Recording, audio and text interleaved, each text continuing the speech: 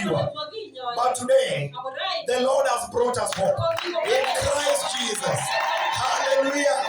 Guremare syndrome healed.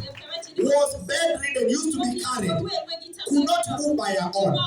But now she's walking. She's now independent. Even running. Thank you so much. And then finally, these are just few that we brought today by the injury. And you know, spinal cord is very sensitive. Many a times it leads you to permanent crippleness. But today, in the mighty name of Jesus, Basilisa is walking. She is healed.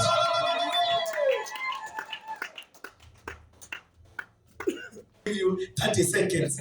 I'll give you that. She has said, Dr. Kiplangat is my weakness. Where's the microphone kindly, please? Thank you. Just 30 seconds, please, Dr. Yeah, she fell in my septic tank. Oh, your septic tank. Yes. About, I think it was about 15 feet that time. Yeah, she's okay. She fell head on. Yes. And, I was worried that my land and my house would be sold. She's okay now.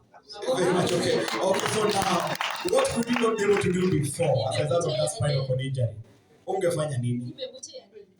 Ungefanya nini? Okay. So then, are you able to bend with it now? Very powerful. Yes. Now you can lift it. Can you clap to Jesus? What else?